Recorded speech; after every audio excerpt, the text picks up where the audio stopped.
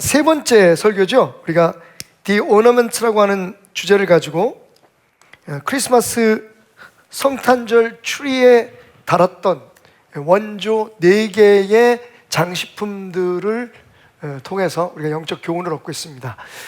첫째 주에는 우리가 성찬식도 있고 해서 좀 순서를 바꿔서 빵, 6세기, 7세기 거의 최초의 성탄 추리가 세워질 때쯤 유럽인들은 크리스천들은 그 성탄 추리에 빵을 달았다고 하죠. 그리고 그 두 번째로는 지난주에 우리가 함께 공부했던 그 크리스마스 로즈, 헬레보로스라고 하는 이 꽃을 달았습니다. 세 번째는 오늘 우리가 함께 나누게 될 사과입니다. 그리고 다음 주에는 우리가 네 번째 장식품인 촛불에 대해서 함께 공부하게 되겠는데요. 오늘은 특별히 성탄 추리에 다는 사과에 대해서 여러분과 함께 은혜를 나누죠. 누가 그 사이에 먹었어? 이무성 집사님. 아무리 먹고 싶어도 이거,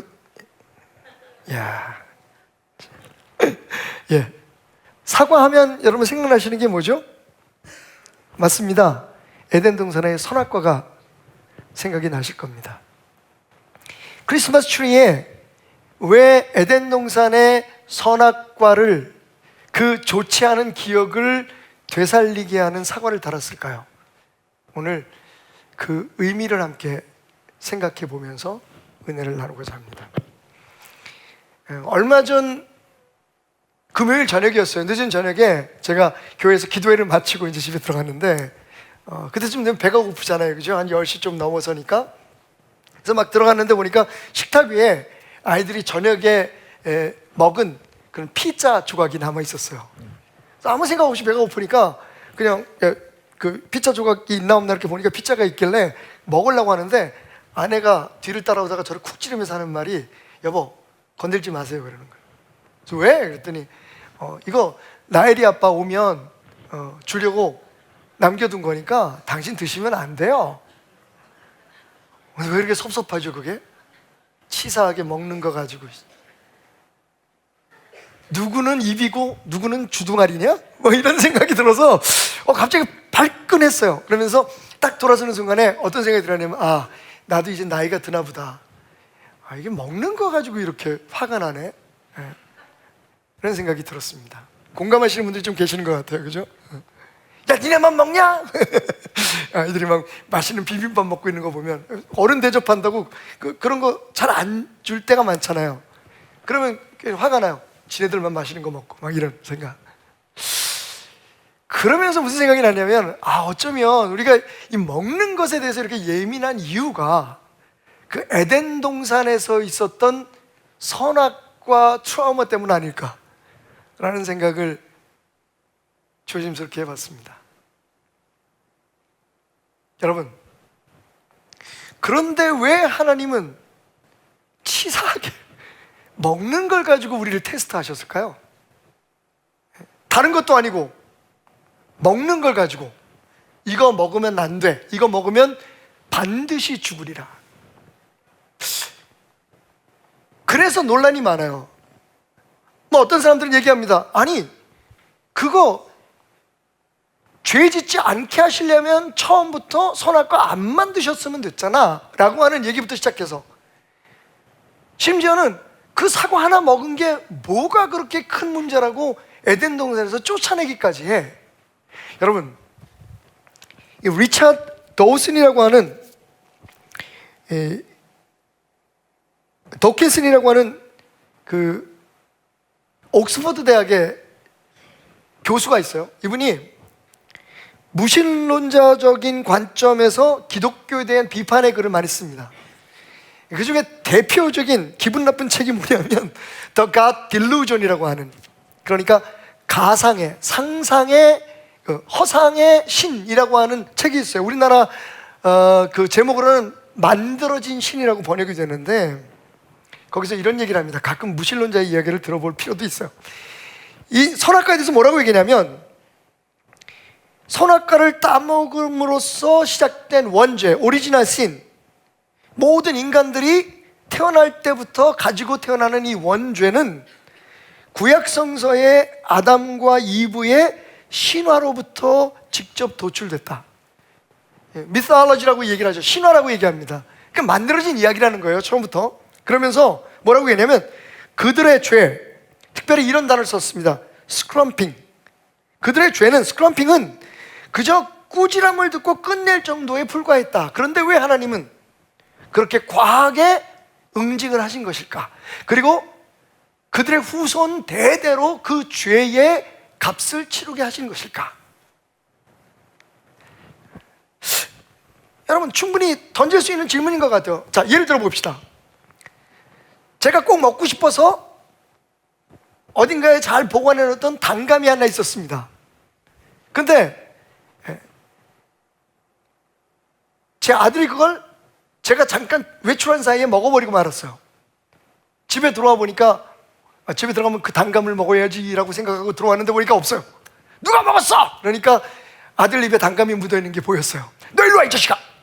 여러분, 만약 그런 일이 있었다면 이 아들 뭐 야단은 칠 수 있겠죠. 야, 아빠가 먹으려고 나도 너 뭐 먹지 말라 그랬는데 왜 먹었어? 라고 꾸지람은 할 수 있지만 이 도켄스의 얘기처럼 그 아들을 그랬다고 해서 쫓아낼 아버지가 있을까요? 논리적으로 말하면 맞는 것 같아요. 그죠? 자, 하나님께서 인간의 죄를 지을 수밖에 없는 선악과를 만드시고 그것도 치사하게 먹는 걸로 또 그걸 먹었다고. 이게 스크럼핑이라는 단어는 사과 살이를 했다는 얘기거든요. 사과를 몰래 따먹었다는 이유 때문에 뭐 성경에 그렇게 나와 있지 않지만 서양인들은 선악과가 사과였을 것이라고 추측들을 합니다. 그러니까 스크럼핑이라는 단어는 딱 찝어서 사과를 몰래 따먹었다라고 하는 의미거든요. 예. 또 이게 다른 의미로는 속어로는 성적인 관계를 가졌다라고 하는 의미를 또 갖기도 합니다. 사과를 따먹었다는 그런 의미가 있는데요. 어쨌든 그런 의미에서 그것 때문에 에덴 동산에서 쫓아내고 그걸 먹는다고 너 죽여버릴 거야 라고 얘기하는 건 뭔가 하나님답지 않다라고 하는 이야기를 도킨스는 하고 있는 겁니다. 그리고 생각해보면 어느 정도 일리가 있죠. 도대체 그게 뭔데? 그 선악과 하나 따먹었다고 하나님은 왜 그렇게 인간들에 대해서 엄한 결과를 감수하게 하셨을까? 궁금하시죠, 여러분? 그런데 생각해보면 그런 논리가, 우리의 그런 생각들이 원래 선악과에 대한 하나님의 참 뜻을 왜곡시키고 외면하게 만드는, 어찌 보면 사탄이 우리의 머릿속에 주는 불필요한 생각들일 수 있다는 겁니다. 여러분, 정확히 아십시오. 이 선악과는요, 너 먹으면 내가 죽여버릴 거야 라고는 하나님의 협박이 아닙니다. 이건 오히려 내가 너에게 나를 사랑하는 방법을 가르쳐 주마. 질문으로 말하면 이런 거예요. 네가 나를 정말 사랑하니? 라는 질문이었다는 겁니다. 다른 말로 얘기하면 너희가 세상에서 무엇을 하고 어떻게 살든 다 내가 너희에게 허락하지만 내가 너희들의 자유를 존중하고 너희들을 한 인간으로 내 형상을 닮은 한 개체로 인격으로 인정하지만 이거 하나만은 잊지 말아라. 나와 너희 사이에 이거 하나만은 꼭 지켜다오. 네가 정말 나를 사랑하는지 내가 이것으로 너를 교육하고 훈련할 것이다. 여러분, 근데 좀 애매하잖아요, 그죠? 이런 걸 그 흰곰 효과 혹은 백곰 효과라고 하는데 White Bear Effect라고 얘기를 하죠. 뭐 대부분 이런 이론들은, 이런 심리학 이론들은 하버드 대학의 철학과 교수들을 통해서, 심리학과 교수들을 통해서 나오는데, 다니엘이라고 하는 심리학자가 어떤 실험을 했냐면 A그룹과 B그룹의 학생들을 나누어서 A그룹 학생들에게는 흰 곰에 대해서 생각해라 라고, Think White Bear 라고 요청을 하고요. 그리고 B그룹 학생들한테는 Don't think white bear. 너희는 흰 곰에 대해서 생각하지 마 라고 과제를 준 후에 흰 곰이 생각날 때마다 종을 치도록 했습니다. 그리고 그걸 기록하게 했죠, 횟수를. 근데 여러분, A그룹, B그룹, 흰 곰을 생각하라고 과제를 받은 그런 미션을 받은 그룹보다 오히려 니네들은 절대로 흰 곰을 생각하지 마 라고 부정적인 과제를 받은 그 그룹이 더 많이 종을 쳤다는 겁니다. 이게 인간의 본성인 거죠. 예, 이게 인간의 본능인 겁니다. 그래서 이걸 white bear, 뭐 하지 마 라고 하면 오히려 더 하게 된다는 거죠. 과거에 우리가 어떤 상처들을 잊지 못하고 우리가 살아가면서 우리의 삶에 얼마나 좋은 일들이 많이 일어났습니까? 그 이후에 우리가 어떤 아픔을 겪고 우리가 어떤 상처를 겪었던 그 이후에 사실은 그것을 충분히 만회할 만한 많은 좋은 일들이 일어나고 새로운 일들이 일어났지만 우리는 거기서 벗어나지 못하는 거예요. 나는 이 상처를 절대로 기억하지 않을 거야. 이 상처는 내 삶에 별 의미가 없어 라고 생각하면 생각할수록 오히려 더 그 상처에서 벗어날 수 없는 것이 바로 이 white bear 이펙트라는 거죠. 여러분, 저는 다분히 의도가 있으셨다고 생각해요. 심리학이 뭡니까? 사람의 생각, 그죠? 사람의 어떤 그 욕망들에 대해서 연구하는 거잖아요. 근데 사람은 누가 만드셨습니까? 하나님이 만드셨잖아요. 사실은 세상의 모든 학문적인 깨달음과 발견들은 이미 있었던 것, 하나님께서 우리에게 허락하신 것에 대한 발견에 불과한 거죠. 저는 이 white bear 이펙트도 제일 먼저 사용하신 분이 하나님이라고 생각해요. 자, 하나님 뭐라고 말씀하셨습니까? 이 동산의 모든 과실들은 네가 다 먹어도 좋아. 그런데 딱 한 가지 열매, 선악을 알게 하는 이 나무만 먹지 마라. 여러분,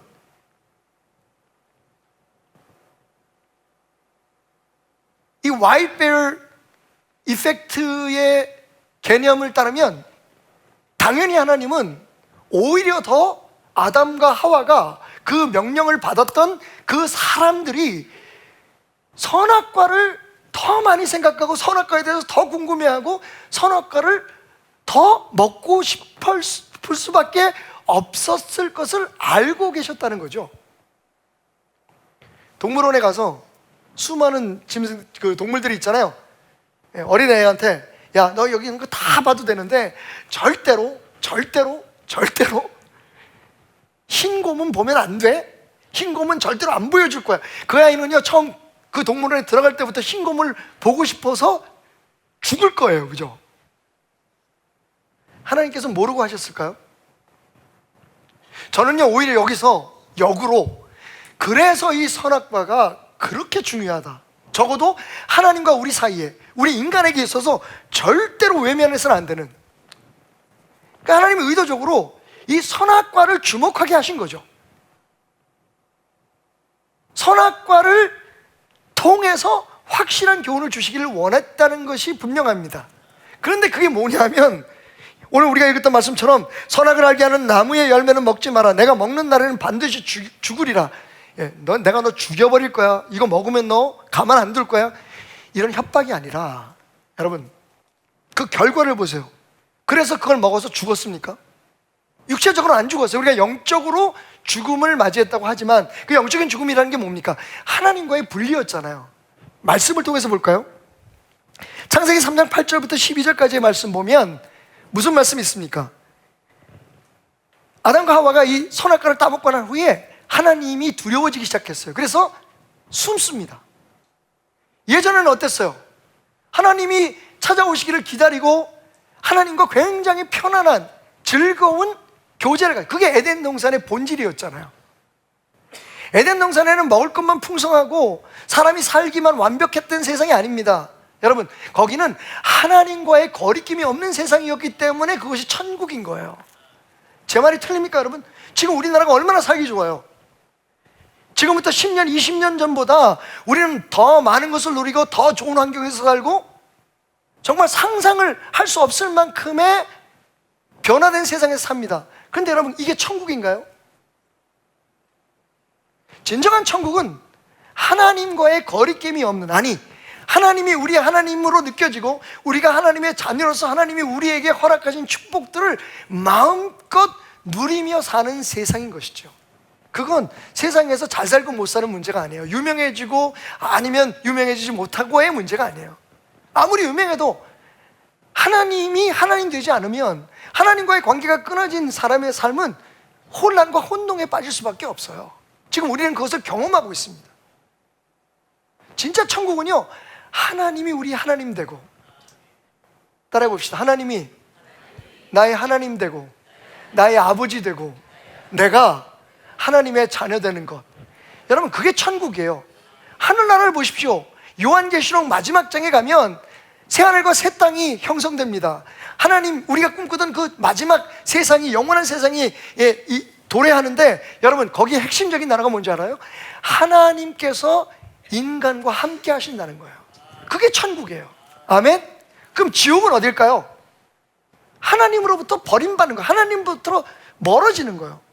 여기서 보면 먼저 아담이, 하와가 하나님을 두려워하기 시작했어요. 오늘 여러분 안에 하나님에 대한 두려운 마음이 있으신 분이 있으면 조심스럽게 오늘 말씀을 다시 한번 생각해 보시기 바랍니다. 하나님께서 늦은 저녁이 될 때 찾아오셨어요. 다시 말하면 충분한 시간을 주셨다는 거죠. 그리고는 아담에게 묻습니다. 너 어디 있니? 그랬더니 아담이 당신이 두려워서 숨었습니다 라고 얘기를 합니다. 이전에는 이런 게 없었어요. 선악과를 따먹은 결과입니다. 자, 그뿐 아닙니다. 3장 23절에 보면 창세기 이런 말씀이에요. 여호와 하나님이 에덴 동산에서 그를 내보냈다, 내보내어 그의 근원이 된 땅을 갈게 하시니라 라는 말씀이 있어요. 그러니까 인간 스스로가 하나님을 두려워하기 시작하고 하나님부터 멀어졌고요, 그리고 하나님이 인간을 에덴 동산에서 내어 쫓습니다. 여러분, 왜 하나님은 선악과를 창조하시고 그 선악과를 통해서 무엇을 가르치려고 하셨던 건가요? 그 중요한 한 가지, 절대로 우리가 이 세상에서 모든 것을 누리고 이 세상에서 모든 것을 바라고 이 세상에서 모든 것을 소유할지라도 절대로 한 가지 잊어서는 안 될, 하나님께서 우리의 생각을 이미 아시고 우리의 마음가짐을 아시고 의도적으로 절대로 잊을 수 없도록 하신 그 선악과가 주는 교훈은 뭘까요? 하나님이 하나님 되시고 하나님과 함께 동행하며 사는 삶을 위해 이 한 가지를 기억하라는 거예요. 사과 먹지 말라는 얘기가 아니라, 여러분 뭐예요? 내 명령을 지키라는 거예요. 그건 사과일 수도 있고요, 혹은 하나님께서 에덴 동산에 너 에덴 동산에 절대로 자전거 타지 마라고 얘기하실 수도 있었을 거예요. 여러분, 사과 혹은 선악을 알게 하는 나무, 이건 그냥 하나의 과정이고 도구에 불과했던 거죠. 인스트루먼이었던 거죠. 진짜 중요한 건 뭡니까? 이 선악과를 먹지 말라고 하는 하나님의 명령 그 자체였어요. 이제 아시겠습니까? 그러니까 선악과는 너 이거 먹으면 죽여버릴 거야 라고 하는 하나님의 협박이 아니라, 도케스가 얘기한 것처럼 그 정도 가지고 그냥 야단만 치면 될 거 가지고 왜 사람을 내쫓아. 여러분, 그 과일을 먹은 건 정말 꾸지람만 하면 끝날 문제예요. 다시는 그러지 마라고 엄포를 주면 끝날 문제지만, 하나님께서 정말로 아담이라고 하는 첫 인간을 통해서 우리 모두에게, 그 후에 살아가는 모든 인간들에게 주시기를 원했던 가장 중요한, 가장 핵심적인 얼티메이트 티칭이 뭐였냐면, 궁극적인 가르침이 뭐였냐면, 내 명령에 순종하는 것이 나를 사랑하는 거라는 거예요.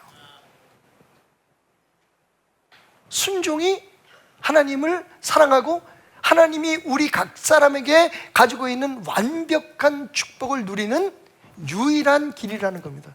여러분, 우리가 하나님을 사랑한다는 얘기 많이 하죠. 그래서 하나님을 사랑한다는 것을 우리가 표현하기 위해서, 그래서 하나님의 사랑을 우리가 받기 위해서 굉장히 여러 가지 일들에 열심을 다합니다. 일단 주일 성수해라. 하여튼 귀에서 피가 날 정도로 듣는 얘기예요, 그죠? 주일날 하나님 앞에 나와서 예배 드려라, 헌금해라, 봉사 잘해라, 교회에서 무슨 사명을 맡거든 그거 열심히 생명처럼 해라. 근데 여러분, 그렇게 아무리 분주하게 열심히 우리가 종교 생활을 한다고 할지라도 만약에 우리가 하나님의 말씀을 어기고 순종하지 않는다면 그건 하나님을 사랑하는 게 아니에요.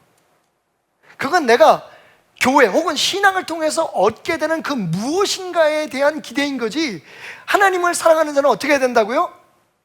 순종해야 돼요. 지금까지 제가 순종이라는 말을 몇 번 했을까요? 저도 잘 모르겠어요. 근데 앞으로 한 50번은 더 할 거예요. 왜? 오늘 이 설교의 핵심은 순종이에요. 순종하지 않으면 여러분이 100시간을 기도하고 40일을 금식하고 50년, 60년을 한 주도 빠지 않고 나와서 교회 나와서 찬송을 부르고 성가대를 하고 찬양팀을 하고 봉사를 하고 헌신을 해도 아무 소용이 없어요. 자, 이 일에 대해서 우리에게 생각나게 하는 좋은 교훈을 주는 한 인터넷의 글을 소개합니다. 제가 이걸 보고 혼자서 웃었어요. 인터넷에 어떤 여인이 쓴 글인데요, 여자친구가 쓴 글이에요. 남자친구에게. 너의 1000번의 멋진 이벤트보다 내가 하지 않았으면 좋겠다고 말한 그 한 가지를 하지 않는 것이 내겐 더 감동이야. 공감하시나요? 아마 이 남자친구는 되게 이벤트를 잘했나 봐요. 저처럼. 대한민국, 아니 전 세계의 목사 중에서 이벤트는 제가 최고죠. 근데 여러분, 이게 제 삶이에요. 제 아내에게도 얼마나 이벤트를 잘하는지 몰라요. 그것도 여자들은 좋아하더라고. 근데 제가 이 글을 읽고 나서 깨달은 게 있어요. 그 순간 제가 아내를 행복하게 해주고 막 즐겁게 해주고 여러분들에게 하나님의 말씀을 쏙쏙쏙하게 들어게 들어서 어떤 이벤트를 하더라도 진짜 중요한 건 한 가지. 당신 이거 안 했으면 좋겠어. 그거 하나 지켜주지 못하면 사실 진짜 사랑한다는 것을 느끼게 하기는 어렵다는 거죠.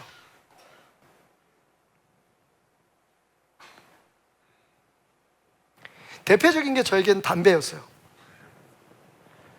사실은 되게 아내에게 잘해줬지만 한 가지 제가 끊을 수 없는 게 있었어요. 그때 이제 연애할 때 담배를 끊을 수가 없었어요.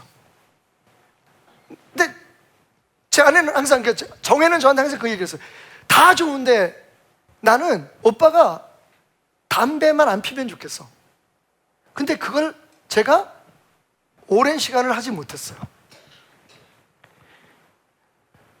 오빠하고 뽀뽀하면 담배 냄새가 나. 왜 길거리 가면서 이렇게 침을 뱉고 그러냐? 사실은 제가 사랑하는 여인이 원했던 건 그거 하나였을지도 몰라요. 근데 전 다른 거 다 했죠. 나 다른 거 다 잘하잖아. 내가 교회 열심히 나오고 내가 나를 위해서 좋은 거 있으면 사주려고 어디 가면 막 당신 데리고 가려고 그러고 내가 나 잘하는데 그거 하나만. 근데 제 아내는 얘기해요. 난 그거만 싫어. 난 그거만 안 해주면 돼. 다른 거 안 해줘도 돼. 여러분 무슨 얘기인지 아시겠어요? 하나님이 우리에게 원하는 건 순종이에요. 그게 우리를 위하는 것이고 하나님과의 관계를 유지하는 거기 때문에 그래요. 또 이렇게 얘기하면 또 배꼽 효과 때문에 담배 끊어야겠다. 담배 끊으라는 얘기가 그거 잠깐 접어두시고요. 예를 들자면 그렇다는 거예요. 제 삶에서 제가 경험한 걸 얘기하는 거예요. 진짜 사랑하면 그녀가 원하지 않는 그 한 가지를 안 해주는 거예요. 나는 이건 포기 못해. 나는 내가 하고 싶은 대로 대신 내가 다른 거 줄게. 여러분 어찌 보면 우리의 신앙생활이 그런 종교생활일 수도 있어요. 그래서 하나님 말씀하세요. 다 해도 좋아. 이 동산에 있는 모든 것들을 네가 다 누려. 난 너를 존중해. 네가 내 형상대로 만들어졌잖니. 너는 하나의 인격이야. 너는 내 아들이고 내 딸이야. 그러니까 모든 걸 다 해도 좋아. 그런데 한 가지만 너와 나의 삶의 관계를 위해서 내가 너의 하나님 되고, 그래서 내가 너희를 창조할 때 품었던 각 사람에게 준 그 특별한 스페셜한 그런 플랜들, 그런 축복들을 이루게 하기 위해서 내가 한 가지만 부탁할게. 네가 내 명령이라고 내 말씀이라고 깨닫는 것만은 순종해줘. 여러분 순종 없는 신앙은 그냥 이벤트일 뿐입니다. 그건 사랑이 아니에요. 어떤 학자가 얘기했습니다. 대부분 우리가 사랑이라고 생각하는 건 우리의 이기심의 표현일 뿐이다. 내가 그 사람을 사랑하는 이유는 그 사람을 사랑해서 내게 유익하기 때문인 거죠. 그 사람이 사랑할 만한 거예요. 그걸 사랑이라고 얘기할 수 없다. 여러분, 우리가 하나님의 말씀 속에서 지금 배우고 있는 예수님이 이 땅에 오신 이 성탄절에 사과 하나 걸어놓고 우리가 배우는 게 뭡니까? 하기 싫은 것도 너를 위해서라면, 원치 않는 것도 네가 원한다면, 여러분, 이게 성탄이 순종의 계절이고 예수님이 우리를 구원하시기 위해서 행하신 일이잖아요. 그죠? 아버지, 될 수만 있으면 나 이렇게 죽고 싶지 않아요. 너무 아프고 힘들 것 같거든요. 하지만 이렇게 해서 내가 태남이를 구원할 수 있다면, 이렇게 해서 내가 저들을 구원할 수 있다면 제가 십자가 질게요. 여러분, 우리는 정말 주님 사랑 곁에서 빙빙 돕니다. 너무 바빠요. 교회 생활이 왜 이렇게 바쁜가요? 왜 해야 할 일들이 이렇게 많나요? 근데 그게 반은 체면이고 반은 그렇게 하면 내 삶에 도움이 될 거라고 생각하기 때문에 하는 것들은 아닌가요? 교회 봉사는 왜 하고, 여러분 공동체의 임원들은 왜 합니까? 얼마 전에 공동체에 대한 책을 읽었는데, 진짜 공동체를 사랑한다면 공동체 자체를 사랑하라고. 그 공동체를 통해서 내가 얻을 것을 사랑하면 그건 공동체에 사랑하는 게 아니라고.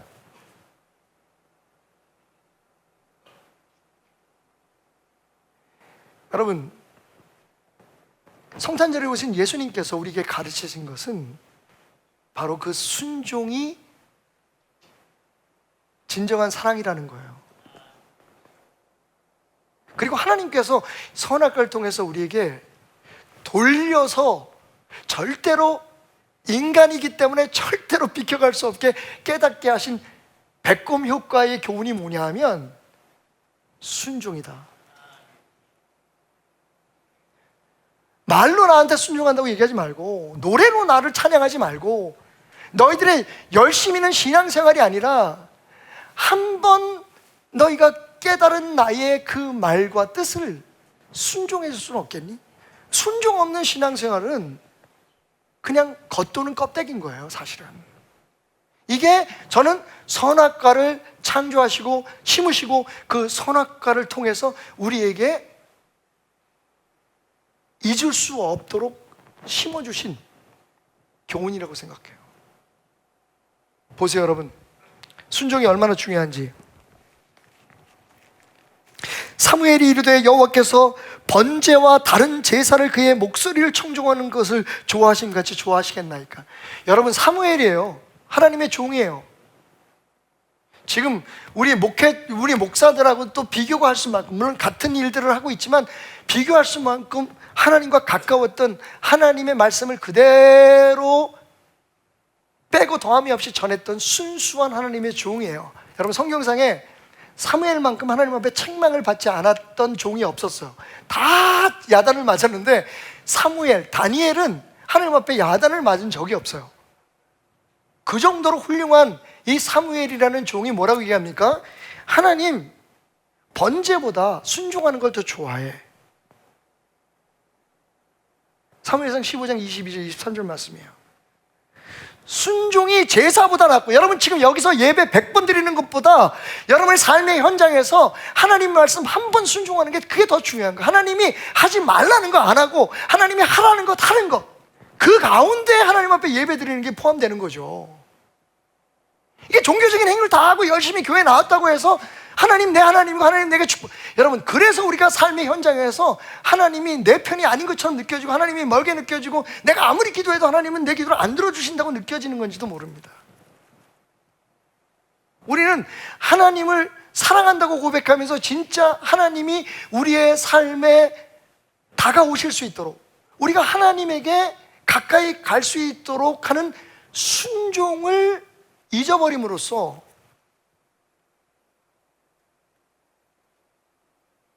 하나님이 우리에게 허락하신 축복을 누리지 못하고 있는지도 모릅니다. 여러분, 이거 얼마나 좋은 말씀들이에요. 신명기 11장 13절 15절.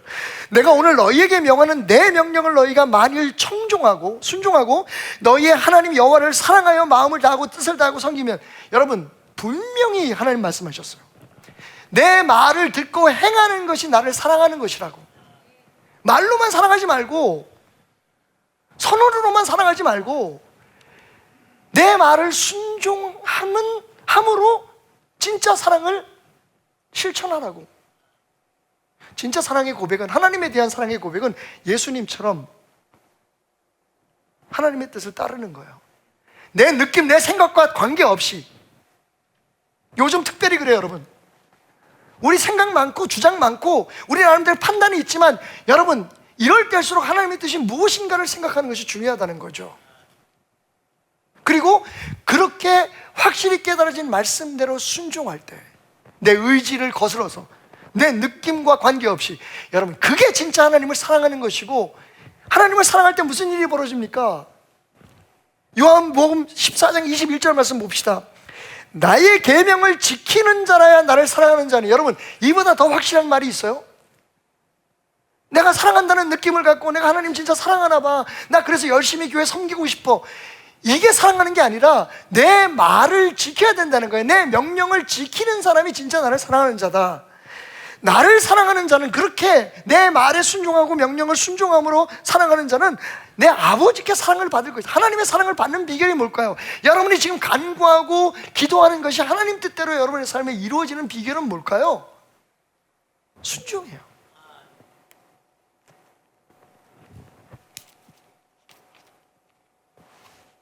나도 그를 사랑하여 그에게 나를 나타내리라. 어떤 사람들이 얘기해요. 어떻게 하나님을 만날 수 있을까요? 어떻게 하나님을 경험할 수 있을까요? 그냥 머릿속으로가 아니라 가슴으로 하나님 계신다, 예수님이 날 위해서 구원을 하셨다, 예수님이 지금 내 안에 계신다, 여기 계신다.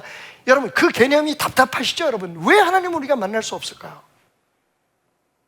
딱 한 가지 방법밖에 없어요. 예배 시간에 우리가 듣는 말씀이나 여러분들이 성경 공부를 통해서 깨닫는 하나님의 명령을 단 한 가지라도, 그 말씀을 순종해야만, 예수님 말씀에 그런 자에게 내가 나를 나타내 보이겠다고 말씀하시잖아요. 예수님 만나는 비결은 순종이에요. 어떤 종교적인 열정이나 혹은 어떤 무슨 헌신, 희생이 아니라, 남들이 안 하는 게 아니라, 그거 다 어찌 보면, 여러분, 죄송합니다, 이렇게 표현할 수밖에 없어서, 사탄이 우리의 관점을 흐리는 거예요.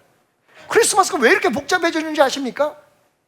크리스마스의 주인공의 애들한테 누구냐고 물어보세요. 산타클로스? 그나마 그분은 사람이니까 다행이지. 루돌프를 생각해요. 사탄이 끊임없이 하고 있는 일이 뭔지 아십니까? 우리의 크리스마스를 죽이는 거예요. 진짜 크리스마스를 흐려버리는 거예요. 그래서 이제 여러분, 정말 가슴 아픈 일이지만 해외에 나가보십시오. 이제는 더 이상 크리스마스, 메리 크리스마스 말 쓰지 않아요. 해피 할러데이입니다. 수많은 공휴일, 수많은 축제일 중에 하나인 거예요. 크리스마스는 이제 없어졌어요. 우리 그리스도인의 삶 속에도 그래요. 크리스마스가 도대체 뭡니까? 크리스마스는 순종입니다. 예수님께서 그렇게 하셨던 것처럼. 그리고 여러분, 예수님 주위의 사람들 보세요. 순종이 아니었으면 크리스마스는 없습니다. 마리아를 보세요. 아이고, 이게 웬일입니까? 남자를 한 번도 가까이 해본 적이 없는데 갑자기 임신을 했어요. 오 마이 갓. 여러분, 진짜 충격을 받은 사람은 제가 그 얘기하죠. 진짜 충격받은 사람은 누굴까요? 마리아의 친정아버지. 아니, 16살, 17살 된 딸이 갑자기 밥을 먹다가 아빠 할 얘기가 있어요. 뭔데? 나 임신했어요. What? 누구야 아빠가? 성령님이요. 여러분, 미치고 팔짝 뛸 일 아니겠습니까? 요셉은 어땠을까요? 제가 같은 남자의 입장에서 볼 때, 야, 이건 진짜 감당이 안 돼요. 약혼을 했지만, 정혼을 했지만, 이스마엘 풍습에 따라서 이미 두 사람은 법적인 부부가 됐어요. 예. 약혼을 했다는 건 이스라엘에서는 부부가 됐다는 뜻이에요. 단지 잠자리를 같이 안 할 뿐이죠. 일정 기간. 그런데 그 기간에 갑자기 자기 피앙세가, 자기 약혼녀가 임신을 한 겁니다. 그래도 인격적으로 요셉은 참 괜찮은 사람이었던 것 같아요. 요즘 보면 무슨 바람 났다고, 무슨 자기 말고 다른 사람 좋아한다고, 자기 이제 더 이상 안 만난다 그런다고, 요새 살인 사건도 많고 그냥 해코지하는 일들이 많은데, 여러분, 요셉은 어떻게 했다고요? 조용히 끊으려고 했어요. 저는 요셉이야말로 마리아를 진짜 사랑했던 사람이라고 생각해요. 그냥 단순한 인격이 아니라 정말 그녀를 위해서 요셉은요, 그녀가 행복한 길을 선택하게 해주려고 했던 거죠. 아빠가 누구든지, 그 아기의 뱃속에 있는 애의 아빠가 누구든지 내가 조용히 물러나려고 생각했을 거예요. 치욕적인 일이죠. 근데 그때 천사가 나타나서 말합니다. 요셉아, 근심하지 마라. 내 안에 마리아의 뱃속에 있는 아이는 하나님의 아들이란다. 지금 미치고 반짝 뛸 일이죠. 우리야 남의 일이니까 미십니다 이러지만 정말 우리의 가정에 친정어머니, 친정아버지 생각해 보세요. 마리아 친정어머니, 아버지 있었을 거 아니에요. 우리 가정에 만약 그런 일이 있다면 사실은 자녀들이기 때문에 어쩔 수 없이 이 문제를 지혜롭게 해결하려고 애를 쓰겠지만 미치고 팔짝 뛸 일이죠, 여러분. 이제 고등학생 딸이 와가지고 아빠 나 임신했어요. 성령님이 내게 잉태하셨어. 오 마이. 근데 여러분, 중요한 건 그들의 순종이에요. 그런 하나님이 천사를 통해서 하신 말씀을 다 수용했어요. 자기 감정과 관계없어요. 요셉은 그런 예수님을 키웠습니다. 마리아는 그렇게 정말 말도 안 되는 방법으로 자기에게 오신 하나님을 아멘으로 맞이했어요. 주변 사람들도 순종했습니다. 목자도, 그리고 그 먼 길을 마다하지 않고 온 동방 박사들도. 여러분, 크리스마스는 순종이에요. 그래서 크리스마스 추리에 순종이야말로 정말 나를 사랑하는 거다, 순종이야말로 진정한 사랑이다, 참 신앙이라는 것을 우리에게 잊지 말라고 이 사과를 달아놓게 된 것일 겁니다. 요즘은 이 사과 대신에 빨간 볼로, 빛이 나는 은색 이런 정부나 볼로 교체가 됐지만 생각해 봤어요. 아, 저런 걸 다는 이유가 뭐였을까? 바로 이 사과 대신에. 근데 사람들은 화려한 즐거움과 환희를 느끼지만 그것이 우리에게 순종이야말로 성탄의 정신이고, 순종이야말로 하나님을 사랑하는 길이고, 그래서 하나님께서 너희에게 마음껏 주시기를 위한 축복을 누리는 것이라고 말씀하시는 진짜 하나님의 사랑의 표현이라는 걸 우리는 생각할 수 있어야 합니다. 다시 선악과의 얘기로 돌아가서, 그런데 성경에 아주 재미있는 구절이 있어요. 이렇게 얘기하죠. 여호와 하나님이 에덴 동산에서 그를 내보내어 그의 근원이 된 땅을 갈게 하셨다. 여러분, 우리는 그냥 인간이 에덴 동산에서 쫓겨나서 노동을 해서 먹고 살게 되다. 그전에는 그냥 그 에덴 동산의 지천에 깔려있는 모든 먹을 것들과 그 과실들, 음식들을 그냥 손 닿는 대로 먹고만 살면, 단 한 가지, 그죠? 단 한 가지 하나님의 말씀을 순종해서 선악과만 손을 안 댔으면 됐는데, 심지어는 이런 의문도 생겨요. 아담이 참 경험이 없긴 없었나 보다. 분명히 성경에는 생명나무와 그 동산 가운데 생명나무와 선악을 알게 한 나무가 열매가 있었다 그랬잖아요. 생명나무를 먼저 따먹었어야 되는 거야, 이분들이. 그런 다음에, 이게 순서가 있는 거예요. 모든 게 신앙은 순서입니다. 생명나무를 따먹고 난 다음에 죽지 않게 된 다음에 선악을 알게 하는 나무를 따먹었으면 영원히 죽지 않고 하나님처럼 살 텐데, 이 양반들이 선악과를 먼저 먹어버렸네.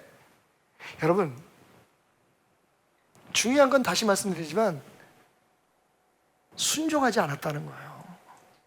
결과가 뭐라고요? 하나님께서 에덴 동산에서 그들을 내어보내시면서, 중요합니다, 땅을 갈게 하셨어요. 농사를 짓게 하셨다는 거죠. 근데 여기 우리가 놓치는 한 단어가 있어요. 그게 뭡니까? 근원이었더니에요. 근원인. 그 말이 뭡니까? 네가 어디서 왔는지를 농사지면서 깨달으라는 거예요. 여러분, 인간이 어디서 왔죠? 흙이죠. 왜 다른 게 아니라 또 해필이면 농사를 짓게 하셨을까요? 성경은 너무 분명하게 이야기하고 있는데 우리가 그걸 놓치고 있었어요. 그게 뭡니까? 그의 근원이 된 땅을 갈게 하셨다. 여러분, 아담과 하와가 땅을 갈면서 거기에서 씨를 심고 김을 메고 그리고 열매가, 농사는요 다른 것과 달라요. 다른 것들은 그냥 제품들이 그냥 나오잖아요, 눈앞에서. 근데 농사는요 절대로 눈앞에서 찍어낼 수가 없어요. 요즘 물론 많은 여러 과학적인 이 연구들이 지속돼서 빨리빨리 조생동들을 만들어내려고 한다고 하지만, 그래도 농사는 심고 가꾸고 거두기까지 기다림이 필요해요. 근데 여러분, 하나님께서 왜 그 농사를 짓게 하시느냐, 땅을 파게 하시느냐? 땅은 아무것도 못해요. 땅은 그냥 흙은 생명이 없어요. 거기에 씨를 심고, 그때만 해도 무슨 저수지를 팠겠어요, 뭘 했겠어요. 하늘에서 비가 내려오는 것을 기다려야 하고, 그리고 그 과정에서 잡초들 뽑아주고 병충해들 막아주고, 여러분, 그리고 기다려서 열매가 나오면 그걸 거두어야만 먹고 살 수 있었어요. 여러분, 그게 인간의 삶이라는 걸 잊지 말라는 거였죠. 사람은 사람 스스로는 존재할 수 없어요. 하나님이 우리에게 생명의 씨를 심으시고 우리를 은혜로 길러주시고, 때로는 우리는 느끼지 못하지만 여러분, 우리에게 머물지 않고 우리에게 고통을 주지 않고 스쳐간 얼마나 많은 병균들과 얼마나 많은 불행들이 있겠어요. 우리가 생각할 땐 그게 그냥 우리가 재수가 좋아서 아니면 그냥 그렇게 사는가 보다 생각하겠지만, 여러분, 수없이 많은 위험들과 수없이 많은 병들이 우리도 모르는 사이에 들어왔다 나가고 우리를 스쳐가요. 어휴, 오늘 참 재수가 좋았나 보다. 하나님의 은혜를 거둬가시면, 여러분, 제가 말씀드리잖아요. 하나님이 인간을 저주하는 방법은 어렵지 않아요. 뭘 하시는 게 아니라 그냥 하나님이 우리에게 지금 베풀고 계시는 은혜를 거둬가면 돼요. 오늘 아침에 우리가 요한계시록을 묵상했는데 거기 그런 말이 있더라고요. 7 천사가 재앙의 대접을 쏟을 때마다 역사가 일어나는데, 그 중에서 제일 무서운 게 뭐냐면 맨 마지막 7번째 천사가 저주의 사발을 부을 때에 이 땅에 산이 없어지고 이 땅의 모든 것들이 다 사라져버렸다고 얘기를 해요. 여러분, 하나님께서 태양의 빛을 더 이상 비추게 안 하게 하시면 어떤 일이 벌어질까요? 이 땅에 더 이상 비가 내리지 않으면 무슨 일이 벌어질까요? 목사님, 그거 다 기상현상이잖아요. 자, 다시 말씀드리지만 누가 그것을 만드셨을까요? 하나님이 인간을 저주하는 방법은 간단해요. 그냥 하나님이 지금 우리의 머리와 우리의 삶에, 우리 가정에, 우리 자녀들의 머리 위에 얹고 계시는 그 은혜의 손을 다 걷어버리면 끝나요. 바람도 안 불고 사막이잖아요. 지난주에 우리 공부했잖아요.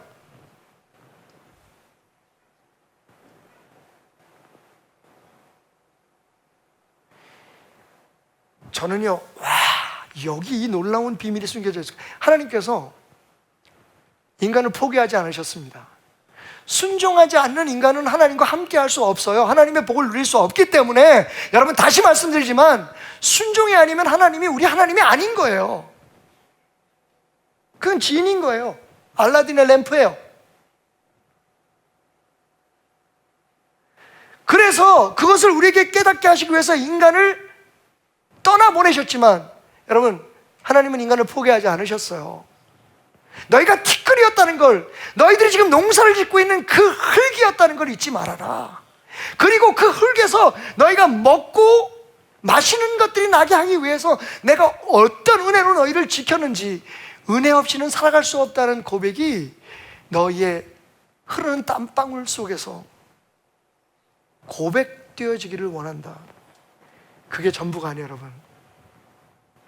우리는 에덴 동산에 돌아갈 수 없을지 몰라요, 그죠?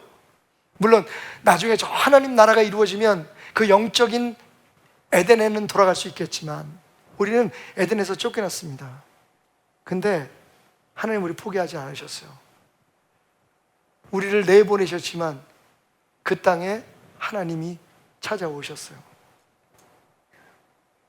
도깨비의 OST에 나오는 첫눈처럼 내가 가겠다 노래 가사처럼 날 찾을 필요 없어. 내가 너를 첫눈처럼 찾아가겠다. 여러분 보세요. 스토리가 여러분의 마음속에 들어오시나요?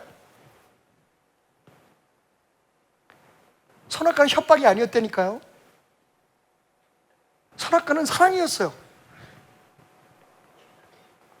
다 해도 좋아. 다 내 마음대로 살아라. 그런데 이거 한 가지만, 내 말을 순종하라. 나를 사랑하는 자는 내 사랑을 받을 것이요,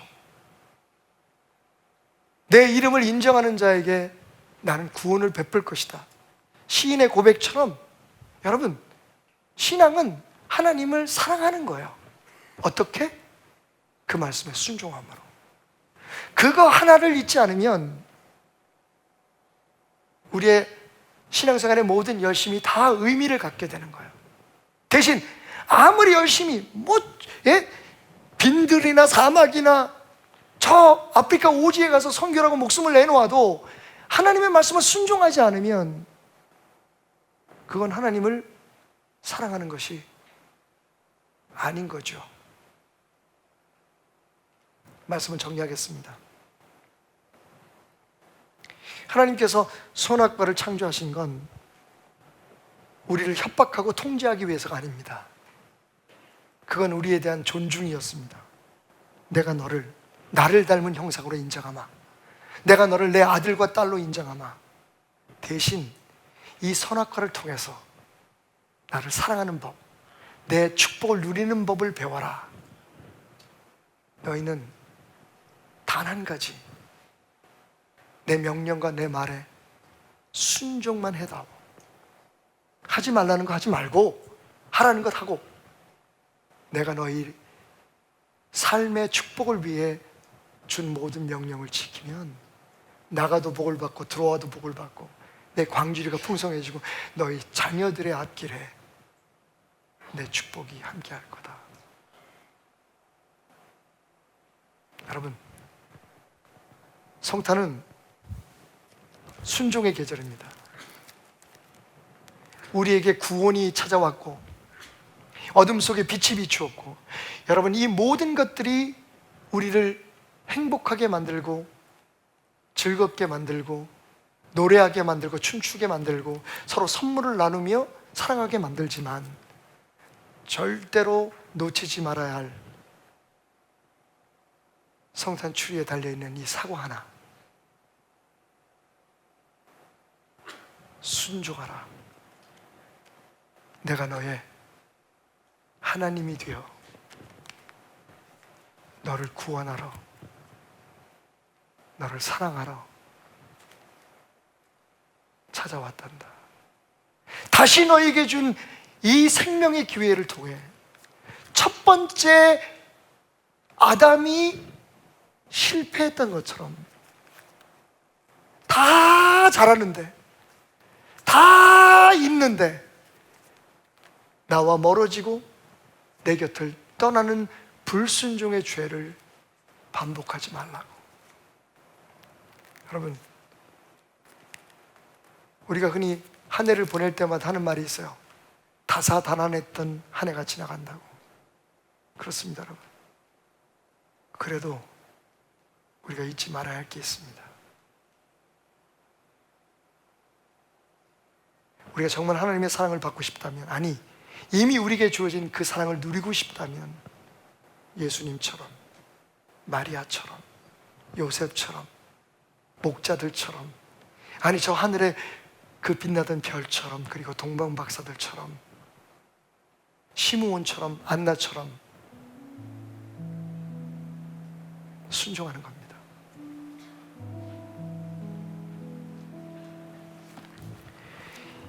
이문재라는 시인이 쓴 문자 메시지라는 짧지만 되게 흥미롭고 강력한 감동을 주는 시 한 편을 소개하며 오늘 말씀 마치겠습니다.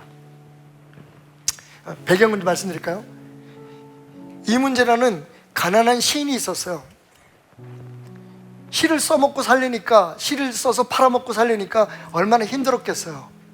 그래서 매일매일 어렵게 살아가는 이 시인에게 친동생이 돈을 붙여옵니다. 형님 이거 쓰세요. 그러면서 거기에 이런 쪽지를 남기죠. 이 이문재라는 시인이 그 쪽지를 받고 너무 감격을 해서 그것을 시로 만들었어요. 내용은 이렇습니다. 문자 메시지 시 이문재. 형 100만 원 붙였어. 내가 열심히 일해서 번 돈이야. 나쁜 데 써도 돼. 형은 우리나라 최고의 시인이잖아. 와우. 여러분, 이 시의 강력한 감동 포인트가 뭐라고 생각합니까? 혹시 이건 아니겠죠? 형 100만 원 붙였어. 아싸. 감동적이죠? 얼마 전에 지방에 선교 때문에 내려가는데 우리 장로님 한 분이 메시지가 왔어요. 아침에 새벽에. 목사님, 사모님하고 커피 한 잔 드세요.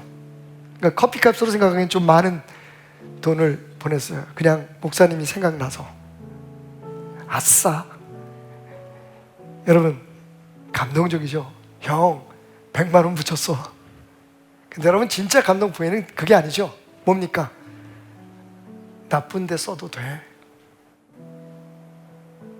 시인은 거기에 무너졌던 거죠. 난 형을 믿어. 형 알아?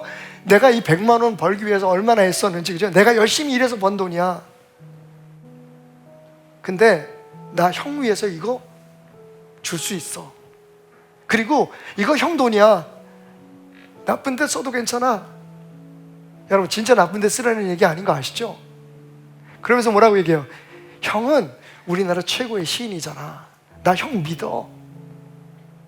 내가 이렇게 열심히 애써서 번 돈을 줄 만큼 형은 이 돈을 의미 있게 쓸 줄 알아. 근데 그냥 편안하게 형이 원하는 대로 해. 이게 존중이잖아요. 야, 동생이 형한테 형 가난하지만, 형 아직 유명하지 않지만 형은 대한민국에서 최고의 시인이야. 그래서 내가 형한테 투자한다.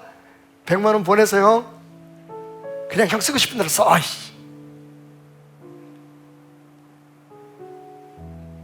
저는 오늘 에덴 동산 한가운데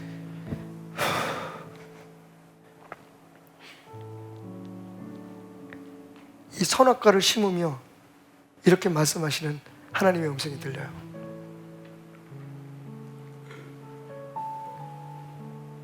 나쁜 데 써도 돼. 결국 내가 너를 다시 찾아갈 테니까. 나는 너를 존중하니까 너한테 다 맡길게. 네 의지로, 네 마음으로 내 말에 순종하며 내 자녀가 되어줘. 실수할 수 있겠지. 하지만 걱정하지 마. 내가 네가 있는 곳에, 네가 쓰러진 곳에 찾아갈게.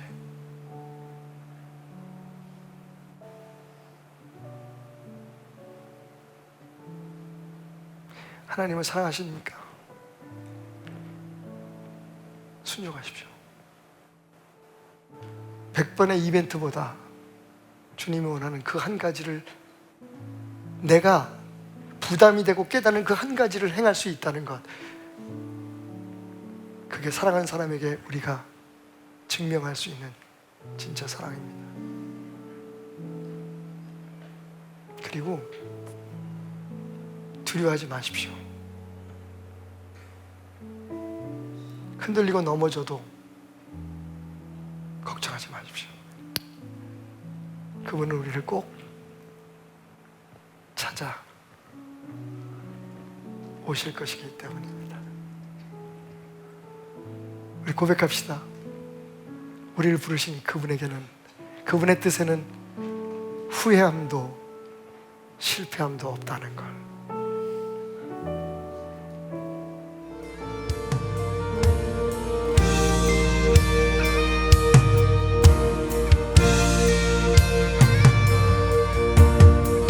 내가 소망하는 아버지 나라, 내가 소망하는 아버지 나라, 주님 오시는 그날 완성되리. 우린 고대하네 주님 오시는 그날을. 마라나타. 비록 부족함과 슬픔 많아도 주를 알아갈 때 참 만족 있네. 우린 기대하네 주님 오시는 그날을. 마라나타. 주 다시 오시는, 주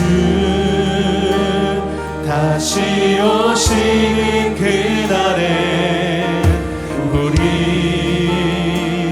보게 되리. 모든 나라와 모든 열방이 주께 경배하니 그날을. 주님의 뜻이 하늘에 이루어지는, 이 땅에 이루어지는 그날.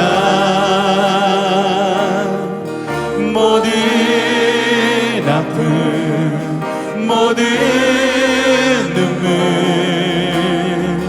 모두 씻겨지리. 부활의 영광 이 땅에 이루어질 때 새 노래로 찬양하리라.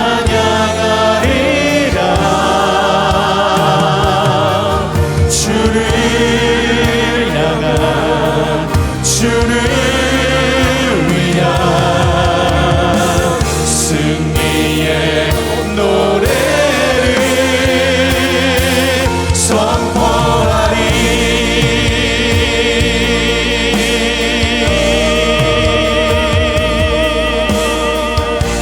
우리 한 번 더 소망하며 찬양하겠습니다. 내가 소망하는 아버지 나라, 내가 소망하는 아버지 나라, 주님 오시는 그날 완성되리. 우린 고대하네 주님 오시는 그날을.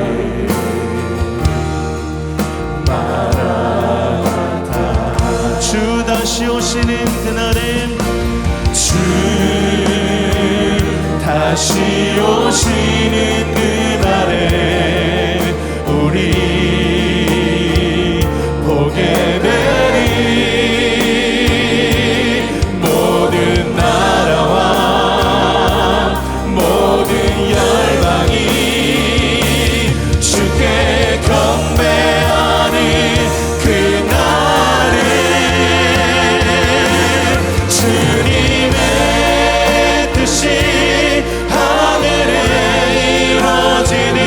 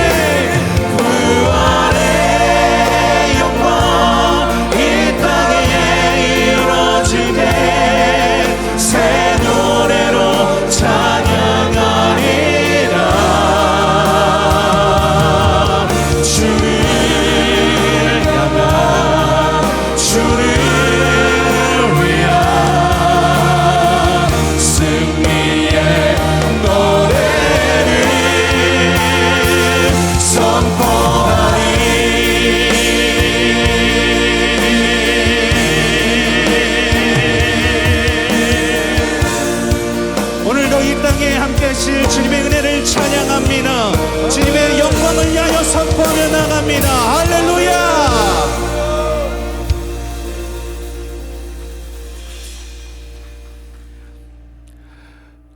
우리가 소망하는 아버지의 나라를 꿈꾸는 그 은혜를 잊지 않기를 원합니다.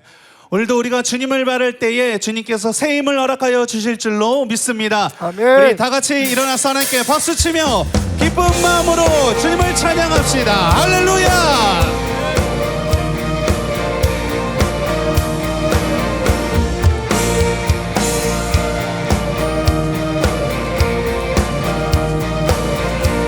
새 힘 얻으리 주를 바랄 때, 새 힘 얻으리 주를 바랄 때, 주를 바랄 때, 우리 주를 바랄 때, 새 힘 얻으리 주를 바랄 때, 주를 바랄 때, 우리 주를 바랄 때, 주님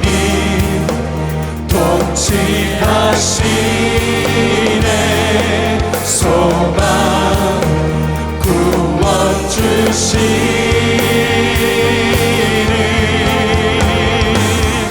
당신은 영원하신 주 내 영원하신 주 지치지 않으시는 주님 약한 자 방패 되시며 위로자 되신 주 독수리 같은 힘 주시네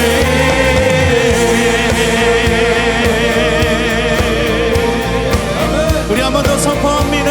새 힘 얻으리 주를 바랄 때, 새 힘 얻으리 주를 바랄 때 주를 바랄 때 우리 주를 바랄 때 새 힘 얻으리 주를 바랄 때 주를 바랄 때 우리 주를 바랄 때 주님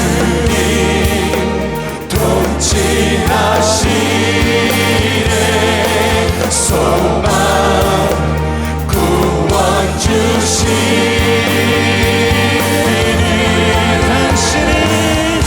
당신은 영원하신 주 내 영원하신 주 지치지 않으시는 주님 약한 자 방패 되시며 위로자 되신 주 독수리 같은 힘 당신은 영원하신 주 내 영원하신 주 지치지 않으시는 주님 약한 자 방패 되시며 위로자 되신 주 독수리 같은 힘 주시네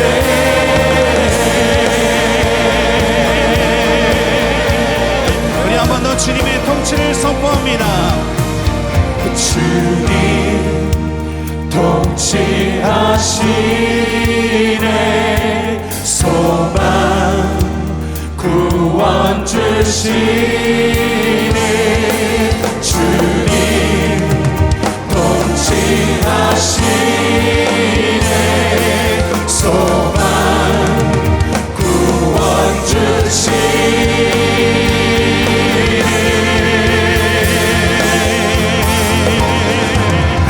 당신은 영원하신 주 내 영원하신 주 지치지 않으시는 주님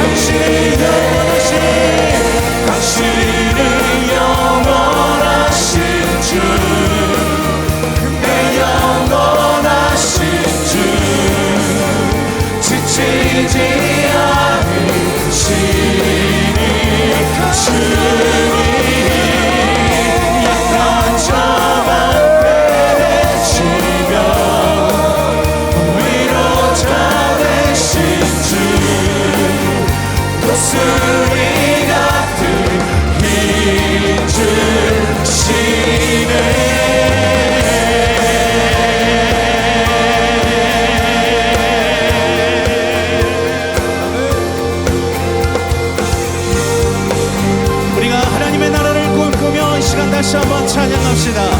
주가 통치하시고 주가 통치하시고 다스리시는 나라 주를 향한 찬양이 멈추지 않는 고통과 아픔이 없는 하나님 나라 먼저 그의 나라와 먼저 그의 나라와 그의 의를 구할 때 모든 것 더하리라 말씀하신 주 세상 염려 내려놓고 주께 경배해 만왕의 왕 대신 만왕의 왕 되신 예수여 내 안에 임하소서 주의 나라 내게 임할 때 나 외쳐 선포해 하나님의 나라 내 안에 이루소서 주가 다스리시는 그 나라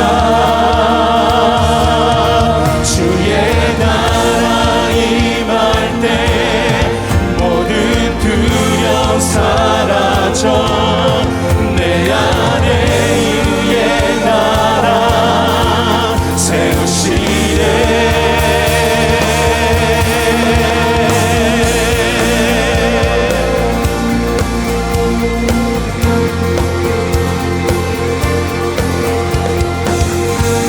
우리 한 번 더 선포하며 나갑시다. 주가 통치하시고 다스리시는 나라를 꿈꿉니다. 주가 통치하시고 다스리시는 나라 주를 향한 찬양이 멈추지 않는 고통과 아픔이 없는 하나님 나라 먼저 그의 나라와 먼저 그의 나라와 그의 의를 구할 때 모든 것 더하리라 말씀하신 주 세상 염려 내려놓고 주께 경배해 만왕의 왕 대신 예수여 만왕의 왕 되신 예수여 내 안에 임하소서 주의 나라 내게 임할 때 나 외쳐서 우리 한 번 더 만왕의 왕 만왕의 왕 되신 예수여 내 안에 임하소서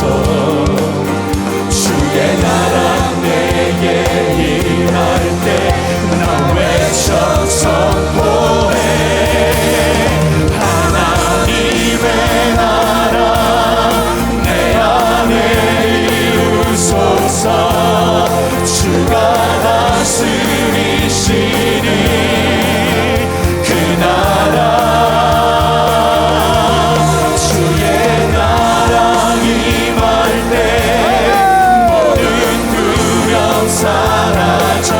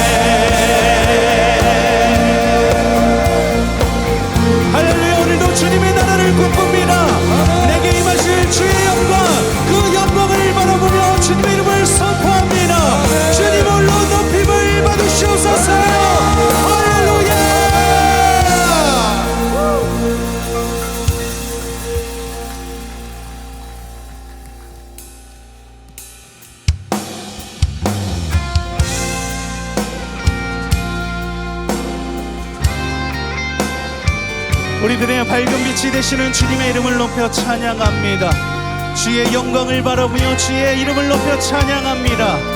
우리 같이 고백하며 주님의 이름을 높여 드립시다.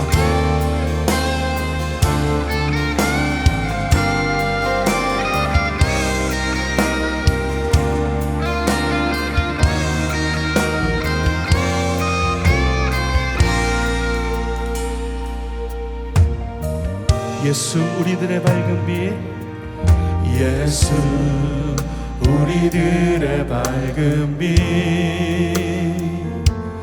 은혜와 긍휼을 베푸시는 주,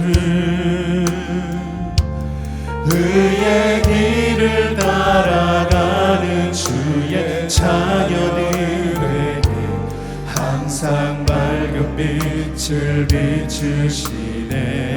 그는 구원의 주 하나님, 그는 구원의 주 하나님,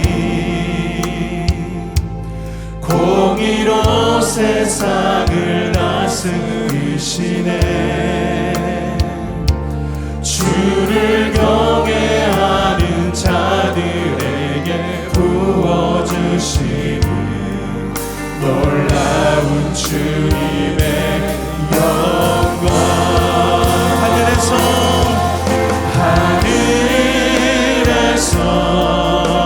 찬란하게 빛나는 주의 영광, 이 땅에 오셨네. 어둠을 밝히고 새 생명 주시네. 영원히 빛나는 나의 예수님, 높이 영광과 찬양 받으실 그 이름 경배합니다. 슬픔을 거두고 내게 자유 주시네. 기쁨의 노래를 영원한 나의 빛 예수께. 하늘에서 찬란하게, 하늘에서 찬란하게 빛나는 주의 영광, 이 땅에 오셨네. 어둠을 밝히고 새 생명 주시네. 영원히 빛나는 나의 예수님, 높이 영광과 찬양 받으실 그 이름 경배합니다. 슬픔을 거두고 내게 자유 주시네. 기쁨의 노래를 우리 마지막으로 한 번 더 고백하며 주님께 나아갑니다. 하늘에서 찬란하게 빛나는, 하늘에서 찬란하게 빛나는 주의 이 땅에 오셨습니다. 이 땅에 오셨네. 어둠을 밝히고 새 생명 주시네.